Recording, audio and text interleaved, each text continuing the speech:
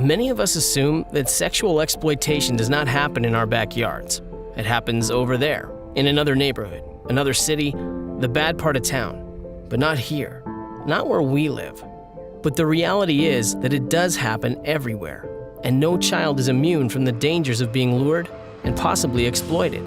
So then, what exactly does sexual exploitation look like? How does it happen? To help us understand, we interviewed Jennifer Richardson, the manager of the Sexual Exploitation Unit in Manitoba. Try not to use any if you can. Middle-class Canada would be shocked and horrified if they knew how often exploitation was occurring in their community with their children, with their friends' children. The subject's relevant to everyone, youth workers, just citizens, because it's happening everywhere. And I don't think people don't think it's happening, but it is. And if people were more aware, they would identify it faster. And that's what we've found when we've trained people on identifying it. We see a spike in it actually being identified. And the more people that are aware, the more people that can intervene with the offenders who are accessing these children. So who is the most vulnerable to sexual exploitation? Abigail is a courageous young woman currently studying law at university and is a survivor of sexual exploitation. When I was younger, I was about 4 years old, my cousin and his mom and dad, my aunt and my uncle, came to live with us. And from the moment that they came to live with us when I was 4, my cousin would sneak into my room and sexually molest me. That lasted till about I was 8, and then he raped me.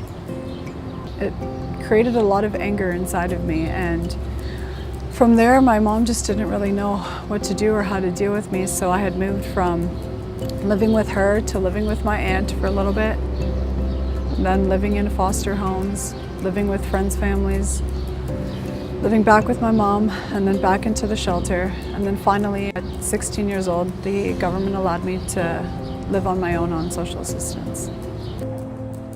Kids who are not supervised, right? They're given their own space, they're given their own place within the child welfare system. They don't feel like they have a connect to people. They feel like they're kind of just out there in the world, alike to everyone. They're searching for people that they're going to belong to, feel safe with, feel that they mean something to. I define sexual exploitation as any type of exchange for any type of sexual act for something. So it could be that the child is exchanging a sex act for drugs, for money, for a ride, for a place to stay, for anything really. That would be my definition. I'm Detective Martin Dick. I am the lead detective here at the Holt Regional Police Service Human Trafficking and Vice Unit. A lot of these girls are craving something that they don't actually have, so if someone offers them an opportunity that they don't have, or offers them what they perceive to be a relationship that they don't have, and it's easier, or there's less thought goes into making that decision. One day when I had gone to pick up drugs, my drug dealer him and I were talking about where I was living, my living conditions, and he had said, now that you're making more money, why don't you look for a more comfortable place to live other than this rundown room? I know a guy who owns a home, and I think you'd really like living there. So he got a hold of who would become my pimp. He got a hold of him, and him and I met at a restaurant, and we sat down and we talked, and right away he was extremely charming, extremely beautiful. I just said, sure, I'd love to live with you. And within the next week I had moved into his home. After you've been raped or molested, you already feel impure. So to think that you could sleep with a man for money isn't really that much of it's not that scary. For the most part, these young people come from backgrounds that perhaps are not the most stable. They maybe have issues in relation to a lack of a father figure within the home. Coming from broken homes, perhaps they, often we find that they in fact have been victims of sexual abuse as a child. They have witnessed sexual abuse as a child, domestic abuse as a child. They maybe come from a home where alcohol or drugs is a major factor. The average age of entry into the sex trade, certainly from a youth recruitment point of view, is 14 years of age. So when you take that, that's an average. It means that clearly there's children younger than 14 being recruited into the sex trade. We in actual fact have had a number of underage victims of human trafficking that we have found and intervened with here within the region. What I do find is that it's mostly Canadian girls that we find that are being trafficked here throughout Canada. So then, how do you recognize when youth are being sexually exploited? What are the indicators? Some of the indicators or markers of kids being exploited are definitely like a disconnection from a positive support group. That might be their family, that might be a church group, that might be a recreational activity. Increased drug and alcohol use, often an indicator of things going awry. Depending on a negative peer group, maybe another indicator. Lots of unsupervised time online can often be another indicator. People calling the house or the child at all hours of the night, the child being very secretive, showing up with unexplained objects or not being able to explain where they got the items from. So new cell phones, cell phone plans even, cigarettes. It could be just even being high on weed every day. That still costs a lot of money. Who's giving that to that child? How did traffickers target youth online? A lot of traffickers are targeting children now online. They're watching what children are doing online. They're watching what children are putting on their status. They are looking for children in their timelines or in their photos, indicators of that child having those vulnerabilities. So they may be lonely, they may be feeling depressed, they may feel like no one understands them, and they look for those things. And then they provide those things to the child. So if the child feels like nobody understands them in the world and they're putting that, well, my mom and dad suck, on their status or on their pictures or their captions or their Snapchats, then they're, agreeing with those children, yeah, your parents don't understand you, but I will. So they're countering the things that the kids are saying they need, and kids are very normalized to putting everything that's going on in their lives online now. It presents a massive risk for children because offenders are like sharks in the water. They're just waiting for the one child to be in the water, and they just circle the children and kind of snap them right up.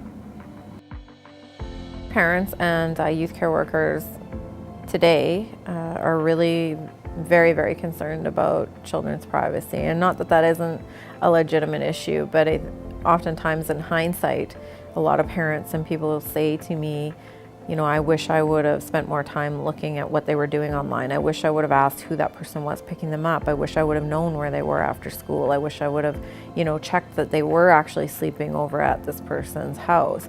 And instead of asking those questions because they're concerned about, invading the child's privacy, they back off. We need to educate them on, not disclosing things to people that they don't know online, and not taking part in activities online that they wouldn't ordinarily take part in, and not doing things because they think they're in a relationship with somebody online, when in actual fact that's been the whole ploy, from the other person, is to get them to believe they're in a relationship when they do something they wouldn't ordinarily do.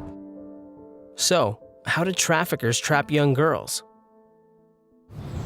I got trapped emotionally staying with my pimp.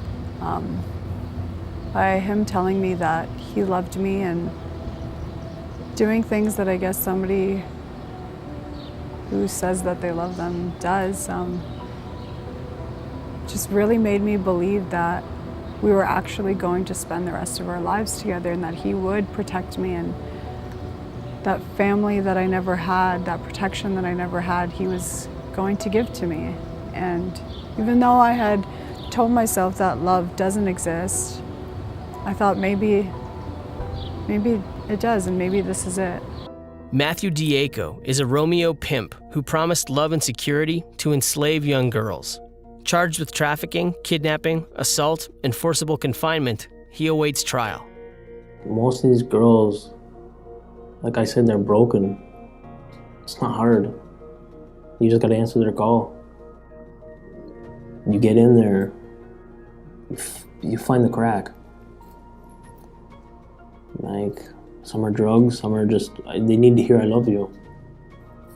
It's the illusion. Be there for them. Tell them what they want to hear. And you tell them, well, we need to put money away. I'm gonna do what I do. See, I'm putting my 50 in. You have to do your 50. So there's another way you can have sex with guys. But don't worry, I'm gonna love you. And most pimps know that all we want is to be loved. And we'd be willing to do anything to feel that type of love, to feel love. Even though I really believe that I didn't understand what love was, whatever he was giving me, I connected that with love because that's what he told me that it was. And so it was easy for me to work for him and to give him my money and to just do what he told me to do, because he was in return going to give me what I wanted, and that was love.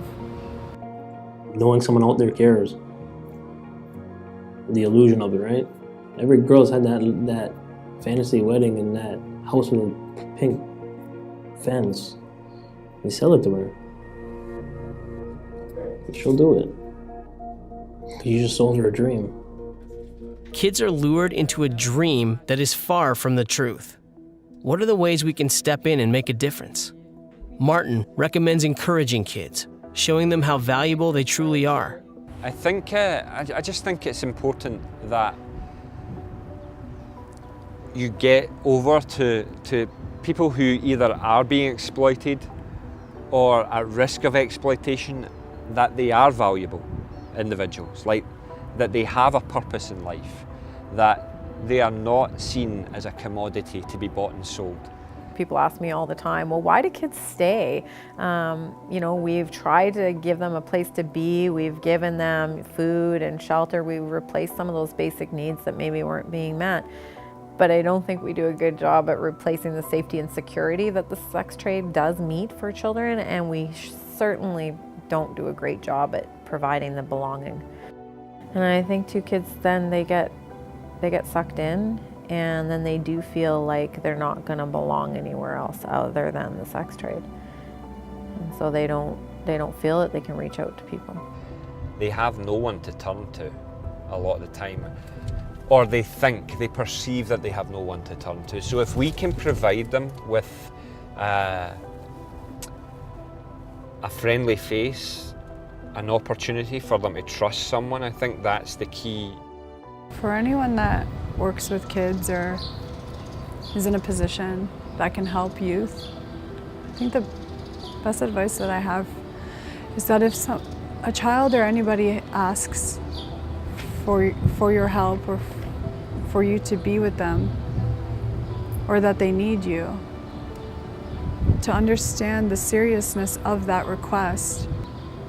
Don't have to have all the answers, because the moment that they're reaching out for you for help is the weakest and most vulnerable moment. What can we do to stop the trafficking of youth?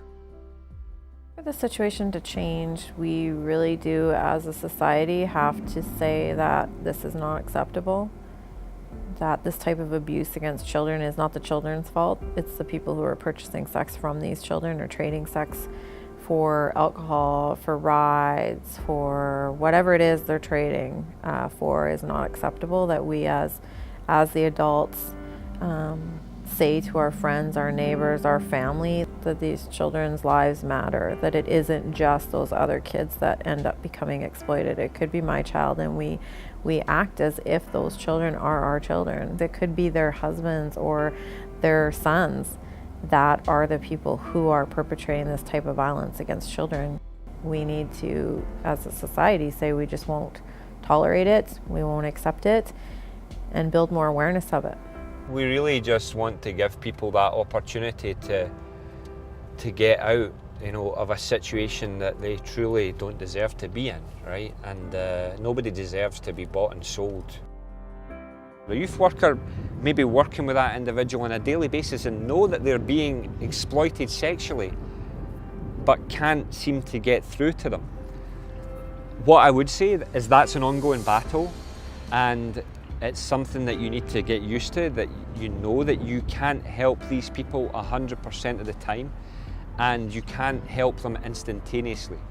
But if you keep showing your worth to them, showing that you're trustworthy, showing that you actually truly care about them and there's no BS, then eventually you will have an effect. And it might not be you that person discloses to, but it might be somebody else, but you've played a part in that disclosure. And if that disclosure means that person stops from their life of exploitation and their life of misery and the fact that they've been bought and sold every day of the week, then you can truly be happy within yourself that you've played a part in it.